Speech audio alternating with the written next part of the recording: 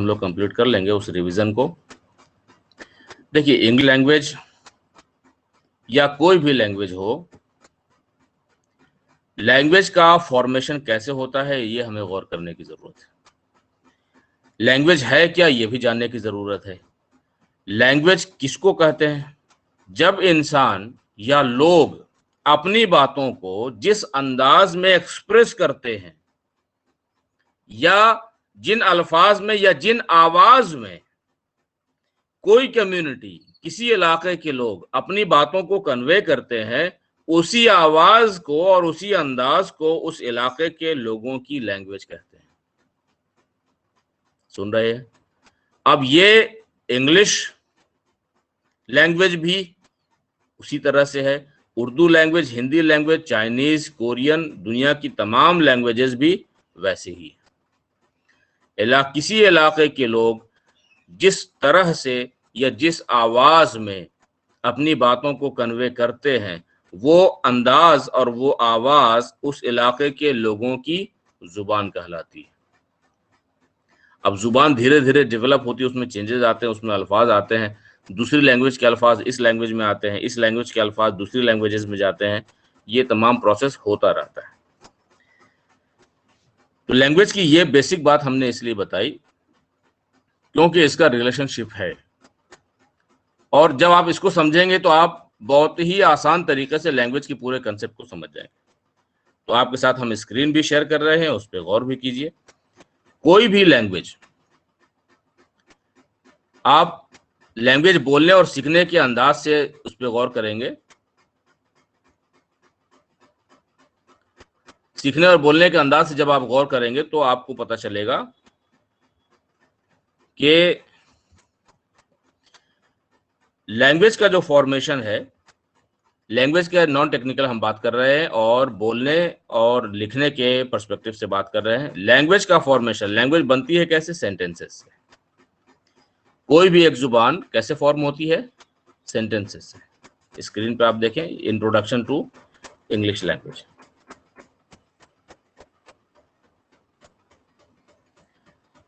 Language is formed by sentences.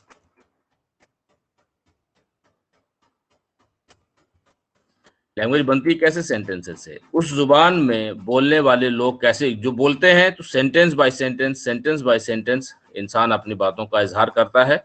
Language is formed by sentences. Sentence के द्वारा language form होती है। अब लैंग्वेज की स्टडी को क्या कहते हैं? जो थोड़ी बहुत हमने अभी लैंग्वेज के बारे में बात बताई कि लैंग्वेज किसी भी इलाके के द्वारा, इलाके में जो लोग हैं वो अपनी बातों को एक्सप्रेस करते हैं अपने अल्फाज में, अपनी आवाज़ों में, तो वो लैंग्वेज है। तो उसकी स्टडी होती है, पार्टिकुलरली एक डिटेल्ड सब्जेक्ट है, उसको कहते हैं linguistics. Study of language is called linguistics. हमने अभी बताया कि लैंग्वेज सेंटेंस के द्वारा फॉर्म होती है। तो सेंटेंस क्या है? सेंटेंस की डेफिनेशन को ध्यान से सुनिए, इसलिए कि सेंटेंस के हम लोग इंग्लिश लैंग्वेज में सेंटेंस फॉर्मेशन ही मेनली जब सीखते हैं, तो फिर हम इंग्लिश लैंग्वेज में सेंटेंस बोलते हैं और इंग्लिश लैंग्वेज को बोल पाते हैं। सेंटेंस क्या है, इसका कंसेप्ट क्लियर होना बहुत जरूरी है। तो सेंटेंस क्या है? A group of words which gives complete meaning. Very good. वो ग्रुप ऑफ वर्ड जो कंप्लीट मीनिंग देगा तो सेंटेंस है। लेकिन मान लिया ग्रुप ऑफ वर्ड है लेकिन मीनिंग कंप्लीट नहीं हो रहा है, तो फिर वो सेंटेंस नहीं कहलाएगा। इस बात का ध्यान होना और जानकारी होना हमारे लिए जरूरी है। सेंटेंस वही होगा जो ग्रुप ऑफ वर्ड मीनिंग को कंप्लीट करे। अ group of word which gives a complete meaning, एक मुकम्मल मीनिंग देगा तो वो सेंटेंस कहलाएगा, और मुकम्मल मीनिंग अगर नहीं हो रही है तो फिर वो सेंटेंस नहीं कहलाएगा। सेंटेंस की स्टडी को क्या कहते हैं? स्क्रीन पे देखिए, सेंटेंस की स्टडी को कहते हैं syntax, study of sentences. Sentence कैसे फॉर्म होता है उसकी स्टडी को सिंटैक्स कहते हैं। इसी में आप ग्रामर और ट्रांसलेशन दोनों पढ़ते हैं। एज फॉर एग्जाम्पल, सेंटेंस के एग्जाम्पल दिए हुए हैं, जैसे ये छोटा सा सेंटेंस है, दिस इज अ बुक। छोटा सा सेंटेंस है लेकिन ये एक कंप्लीट मीनिंग दे रहा है, यह एक किताब है, एक कंप्लीट मीनिंग दे रहा है, ये एक सेंटेंस है।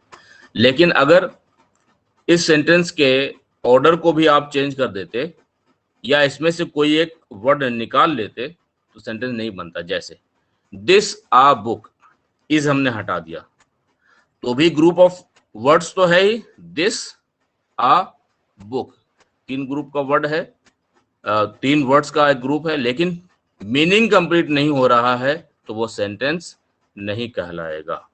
जब तक के वो ग्रुप ऑफ वर्ड मीनिंग को कंप्लीट नहीं करेगा तब तक वो सेंटेंस नहीं कहला सकता है। और भी एग्जांपल्स में जब आप और आगे पढ़ेंगे तो हम आपको उसमें बताएंगे कि ग्रुप ऑफ वर्ड होगा जो एक मीनिंग देगा, मीनिंगफुल ग्रुप ऑफ वर्ड है, लेकिन अगर कंप्लीट मीनिंग नहीं दे रहा है तो फिर हो सकता है कि वो कुछ और कहलाएगा लेकिन सेंटेंस नहीं कहलाएगा। जैसे as for example clause sir. हाँ, उसमें कई हैं, क्लाउज है और फ्रेजेस है, क्लाउज और फ्रेजेस है। तो एज फॉर एग्जांपल यह एक किताब है और यह एक पेन है। तो इसमें आप देख रहे हैं यह एक किताब है और यह एक पेन है, ये एक पूरा सेंटेंस हुआ। यह एक किताब है और यह एक पेन है, ये ग्रुप ऑफ सेंटेंसेस हुआ। इसमें आपको लग रहा है कि 2 सेंटेंसेस को जोड़ दिया गया है, बात सही है, लेकिन दो छोटे छोटे सेंटेंसेस को जोड़ दिया गया है, लेकिन ये एक सेंटेंस है क्योंकि ये जुड़े हुए 2 से एंड से इसको जोड़ दिया। यह एक किताब है और यह एक पेन है, ये एक सेंटेंस। अब इस एक सेंटेंस के अंदर आप देख रहे हैं यह एक किताब है और यह एक पेन है, this is a book and this is a pen. तो इस एक सेंटेंस के अंदर एक हिस्सा दिस इज अ बुक, ये क्लाउज है। उसके बाद and this is a pen, ये एक दूसरा क्लाउज है। Do you understand this? एक सेंटेंस के अंदर अगर आपको लगे कि सेंटेंस के जैसा है, लेकिन चूंकि वो सेंटेंस के अंदर एक हिस्सा है, वो इंडिपेंडेंट नहीं है, इसलिए वो सेंटेंस नहीं कहलाएगा। इस बात से वाकिफ रहिए। तो वो आपको हम आगे बताएंगे कि सेंटेंस तो हमने आपको बता दिया, फ्रेजेस क्या है और क्लाउज क्या है वो आप आगे आइंदा पढ़ने वाले हैं। ये हम लोगों ने पढ़ा। आगे देखिए, हमने अभी बताया कि लैंग्वेज सेंटेंसेस के द्वारा फॉर्म होती है। सेंटेंसेस कैसे बनते हैं? सेंटेंसेस बनते हैं वर्ड्स के द्वारा। अभी अब आपने देखा अ ग्रुप ऑफ वर्ड्स, वो ग्रुप ऑफ वर्ड्स जो एक कंप्लीट मीनिंग देगा सेंटेंस कहलाता है, यानी सेंटेंसेस वर्ड से बने। अगला सवाल ये है कि वर्ड क्या है, लफ्ज क्या है, शब्द क्या है? तो a group of letters that gives a meaning और more than one meaning is called a word. अक्षरों का वो समूह जो एक मीनिंग देता है या एक से ज्यादा मीनिंग भी दे सकता है, उसको वर्ड कहते हैं। ये एक डेफिनेशन है। दूसरी डेफिनेशन क्या है? A human speech is called a word. इंसान की जुबान से जो बात निकलती है उसको वर्ड कहते हैं। जैसे एग्जाम्पल में आप देख रहे हैं group of letters that gives a meaning, उसके एग्जाम्पल्स को आप देख लीजिए। बुक, पेंसिल, राइट, रीड, किताब, कॉपी, कलम, हम, आप, तुम, लैपटॉप, दवा, मोबाइल, कप, कॉपी, किताब, तस्बीह, फाइल, लैपटॉप, पंखा, हवा, कुदरत, सूरज, चांद, सितारे, कुछ भी, ये तमाम चीजें ये क्या है? ये तमाम वर्ड्स हैं। ये सब के सब अल्फाज हैं, लफ्ज हैं, शब्द हैं। दूसरी मीनिंग जो आपने देखा कि a human speech is called a word, उसका एग्जांपल देखिए। जैसे दुकान, वकान। दुकान इसका एक मीनिंग है, लेकिन वकान इसका मीनिंग नहीं है, लेकिन फिर भी इंसान बोलता है दुकान, वकान। मकान, वकान। जायदाद, वायदाद। जायदाद का मीनिंग है लेकिन वायदाद का मीनिंग नहीं है, लेकिन इंसान बोलता है। और चूंकि इंसान बोलता है इस वजह से उसको वर्ड होने का दर्जा हासिल है। Do you understand this? तो हमने अभी क्या देखा? 3 चीजें देखी। Language is formed by sentence, language sentences के द्वारा बनती है। सेंटेंसेस वर्ड्स के द्वारा बनते हैं। लैंग्वेज की स्टडी को लिंग्विस्टिक्स कहते हैं, सेंटेंसेस की स्टडी को सिंटैक्स कहते हैं। तो वर्ड की स्टडी को क्या कहते हैं? वर्ड की स्टडी को कहते हैं इटिमोलॉजी। वर्ड की स्टडी को क्या कहते हैं? Etymology. Etymology means study of words, यानी वर्ड कैसे फॉर्म होता है, कैसे बनता है इंग्लिश लैंग्वेज में वर्ड। और ये सिर्फ इंग्लिश लैंग्वेज की बात नहीं है, किसी भी लैंग्वेज में वर्ड कैसे फॉर्म होगा, कैसे बनता है, कैसे घटता है, कैसे टूटता है, ये सब क्या कहलाएगा? इसकी स्टडी को कहते हैं इटिमोलॉजी। तो इटिमोलॉजी में आप वर्ड का ब्रेकअप देखेंगे, वर्ड के अंदर सिलेबल्स देखेंगे, वर्ड के अंदर सफिक्स देखेंगे, प्रीफिक्स देखेंगे, इनफिक्स देखेंगे, isn't it? नेक्स्ट, अगला हिस्सा है, हमने अभी तक देखा कि वर्ड को देखा। अब सवाल है कि वर्ड भी ग्रुप ऑफ लेटर्स से वर्ड बनता है, तो लेटर्स क्या है? अगला सवाल क्या है? लेटर क्या? What is a letter? कौन बताएंगे लेटर क्या? What is a letter? Letter क्या है? क्या समझते हैं आप लेटर से? Smallest unit of language. Smallest unit of Language. which language?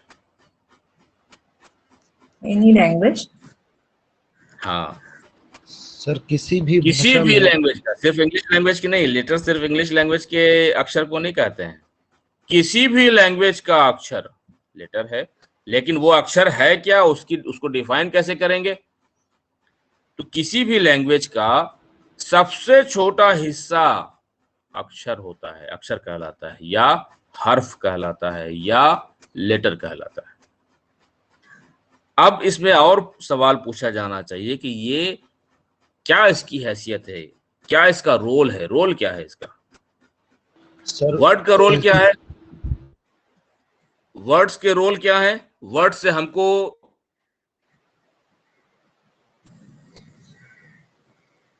उस चीज का नाम पता मीनिंग के साथ है, पता चलेगा, नाम पता चलता है वर्ड से। लेटर से क्या होता है? What is role of letter का मीनिंग तो अभी आपने जाना, उसकी एक हैसियत तो आपने जान ली कि smallest unit of any language, किसी भी जुबान का सबसे छोटा हिस्सा लेटर कहलाता है, शब्द का सर अक्षर कहलाता है। when letter sounds सर उसमें यूज होने वाले meaning किसी भी sound में सर किसी भी लैंग्वेज में यूज होने वाले साउंड, सिंगल साउंड को रिप्रेजेंट करने वाला लेटर कहलाता है। हाँ, और कोई बोले आप? ज़बा निशात आप बोल रही हैं शायद, बोलिए। लेटर क्या है, क्या रोल है इसका?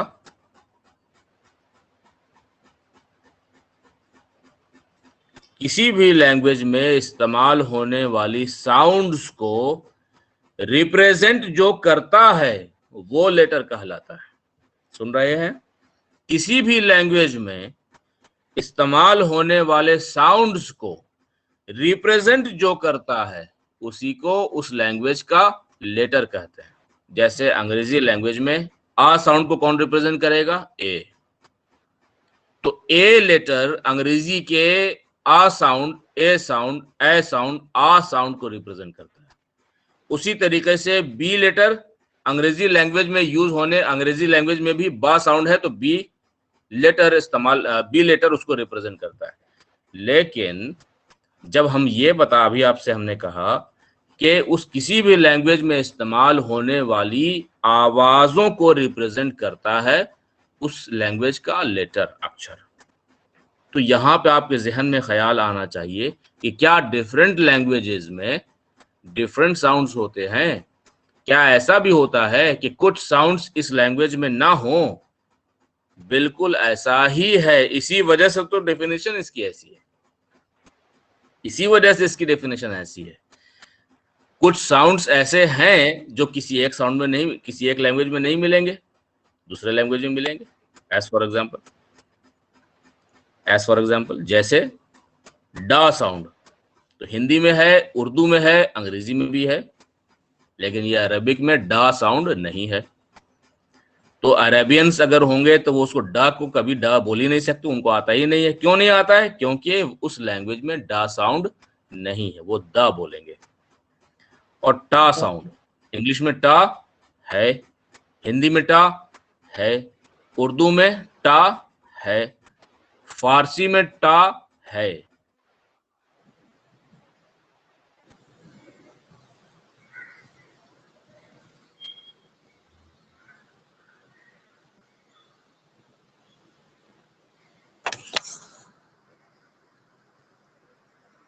अरबी बोल सकता है, वो बोलेंगे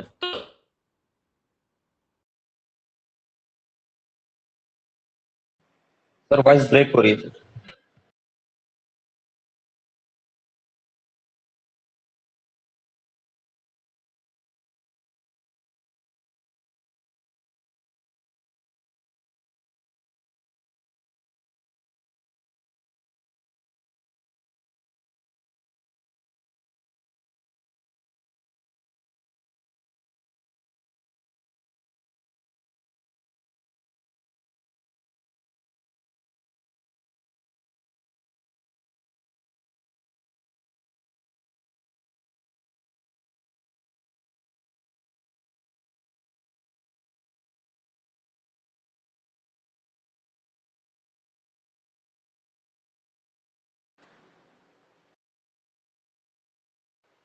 जी हेलो सर।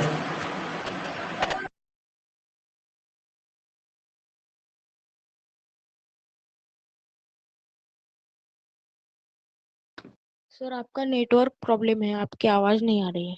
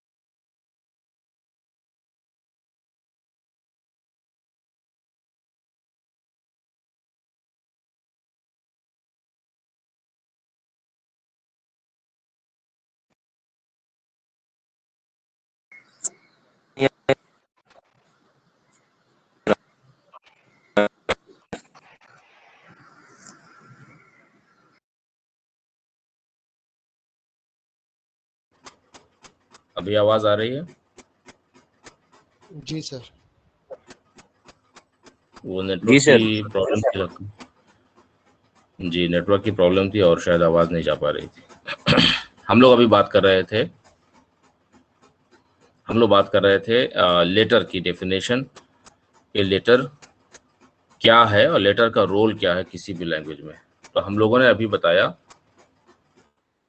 कि लेटर किसी भी लैंग्वेज का स्मॉलेस्ट यूनिट है, लेकिन रोल क्या है उसका? उस लैंग्वेज में इस्तेमाल होने वाले साउंड्स को रिप्रेजेंट करता है लेटर। और जो लैंग्वेज जो साउंड उस लैंग्वेज की ओरिजिनल साउंड नहीं है, तो उस ओरिजिनल साउंड की बेसिस पे यहां लेटर्स फिर आपको नहीं मिलेंगे। जैसे जैसे छा, तो छा साउंड आपको हिंदी में छा तो मिल जाएगा, उर्दू में भी छा मिल जाएगा, लेकिन इंग्लिश में छा के लिए कोई एक लेटर आपको नहीं मिल पाएगा। तो कई लेटर्स कंबाइंड होकर के फिर छा साउंड को रिप्रेजेंट करते हैं, जैसे CHH। उसी तरीके से भा साउंड, तो भा साउंड भी इंग्लिश साउंड नहीं है, इस वजह से इंग्लिश में कोई एक लेटर भा साउंड के लिए नहीं है। तो लेकिन हिंदी में आप देखेंगे तो हिंदी में आपको भा मिल जाएगा, उर्दू में आपको भा मिल जाएगा, उसी तरीके से ढा, उसी तरीके से झा, उसी तरीके से इया। तो हिंदी में आपको मिल जाएगा, लेकिन इंग्लिश में वो लेटर नहीं मिलेगा जो इनको रिप्रेजेंट कर सके अकेले। तो फिर क्या होता है कि इंग्लिश लैंग्वेज में हम लोग मल्टीपल लेटर्स का इस्तेमाल करके इन साउंड्स को रिप्रेजेंट कराते हैं। उसके अलावा इंग्लिश ही लैंग्वेज में कुछ ऐसे भी साउंड्स हैं जिनको रिप्रेजेंट करने के लिए अंग्रेजी में एक लेटर नहीं बल्कि एक से ज्यादा लेटर का इस्तेमाल किया जाता है, और उस साउंड को अंग्रेजी का एक लेटर अकेले प्रोनाउंस नहीं कर पाएगा। जैसे चा, जैसे चा। चा साउंड अंग्रेजी में है, इंग्लिश लैंग्वेज का ओरिजिनल साउंड है, लैंग्वेज में चा साउंड है, लेकिन चा के लिए कोई एक लेटर काफी नहीं है, तो उसके लिए सी एच वर्ड इस्तेमाल, सी एच 2 लेटर्स इस्तेमाल होकर के फिर चा साउंड को रिप्रेजेंट कर पाएंगे। उसी तरीके से अंगा, इंग्लिश लैंग्वेज में भी अंगा है, अंगा साउंड है, हिंदी में तो है, उर्दू में भी है, लेकिन अंग्रेजी में भी अंगा साउंड है, लेकिन हिंदी में अंगा लेटर है, लेकिन अंग्रेजी में अंगा लेटर नहीं है। तो उसके लिए क्या करते हैं, तीन लेटर्स मिल करके अंगा साउंड को रिप्रेजेंट करेंगे। जैसे ING, ANG, ENG, UNG, ये 3 लेटर्स मिल करके अंग्रेजी लैंग्वेज में अंगा साउंड को रिप्रेजेंट करेंगे। तो हम लोगों ने अभी क्या पढ़ा, हम लोगों ने पढ़ा लेटर के बारे में। लेटर से ऊपर हमने क्या पढ़ा, वर्ड, वर्ड से ऊपर क्या पढ़ा, लैंग्वेज, और लैंग्वेज से ऊपर क्या पढ़ा, सॉरी, वर्ड के ऊपर हमने पढ़ा सेंटेंसेस, और सेंटेंसेस के ऊपर क्या पढ़ा, लैंग्वेज। सबसे नीचे हम लोग वर्ड्स, लेटर्स पे आ गए। लेटर्स की स्टडी को क्या कहते हैं, लेटर्स की स्टडी को कहते हैं ऑर्थोग्राफी। लेटर्स की स्टडी को कहते हैं ऑर्थोग्राफी। इसी ऑर्थोग्राफी में ABCD, A से लेकर के Z तक तमाम अल्फाबेट्स, और तमाम अल्फाबेट्स के अगर डेरिवेटिव इसमें होते तो डेरिवेटिव। अभी बताया कि लेटर्स साउंड को रिप्रेजेंट करते हैं। अंग्रेजी लैंग्वेज में इस्तेमाल होने वाली आवाजों की स्टडी को कहते हैं फोनोलॉजी। फोनोलॉजी का मतलब study of sounds of letters. अंग्रेजी लैंग्वेज में लेटर्स की जो आवाजें हैं उनकी स्टडी को कहते हैं फोनोलॉजी। लेटर की जो आवाज है उसको कहते हैं फोन। लेटर की आवाज को फोन कहते हैं, आवाज, और उसकी स्टडी को कहते हैं फोनोलॉजी। उसके आगे पढ़िए।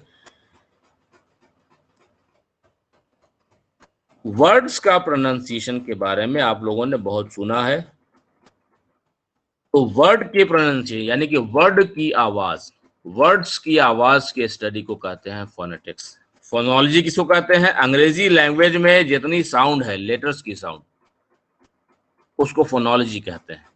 और अंग्रेजी लैंग्वेज में जो वर्ड्स हैं, वर्ड्स की जो आवाज है, उस आवाज की स्टडी को क्या कहते हैं, फोनेटिक्स। तो फोनेटिक्स सिर्फ इंग्लिश लैंग्वेज ही नहीं, फोनेटिक्स हर लैंग्वेज का अपना अपना अलग अलग होता है।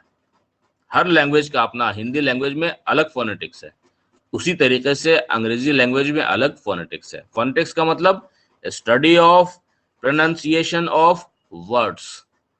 प्रोनाउंसिएशन ऑफ वर्ड्स की स्टडी को फोनेटिक्स कहते हैं। Do you understand this? तो ये बेसिक चीज हमने आपको बताया। क्या हमने बताया? हमने आपको ये बताया कि कोई भी लैंग्वेज सेंटेंसेस से फॉर्म होती है। सेंटेंसेस कैसे बनता है? वर्ड्स के द्वारा बनता है। वर्ड्स कैसे बनते हैं? लेटर्स के द्वारा बनते हैं। लेटर्स क्या होते हैं? लैंग्वेज का सबसे छोटा यूनिट होते हैं, और उस लैंग्वेज में इस्तेमाल होने वाली साउंड को रिप्रेजेंट करते हैं। लेटर की स्टडी को क्या कहते हैं? ऑर्थोग्राफी। लेटर की जो साउंड है, उसकी साउंड की स्टडी को क्या कहते हैं? फोनोलॉजी। अब यहां से ऊपर वर्ड के पास जाइए। वर्ड्स के स्टडी को क्या कहते हैं? एटिमोलॉजी। वर्ड्स के प्रोनाउंसिएशन को क्या कहते हैं? फोनेटिक्स। सेंटेंस की स्टडी को क्या कहते हैं? सिंटैक्स। लैंग्वेज की स्टडी को क्या कहते हैं? लिंग्विस्टिक्स। तो हमने आपको आज लैंग्वेज से लेकर के उसके हर्फ और हर्फ के भी पीछे की कहानी क्या है, वहां तक का हमने आपको आज इंट्रोडक्शन दे दिया। लैंग्वेज, लैंग्वेज से नीचे सेंटेंस, सेंटेंस के नीचे वर्ड्स, वर्ड्स के नीचे लेटर्स, और लेटर्स के पीछे sound. Do you understand this? ये हमने किया। ये इंग्लिश का पहला और बेसिक कंसेप्ट है, लैंग्वेज का पहला कंसेप्ट, बेसिक कंसेप्ट है।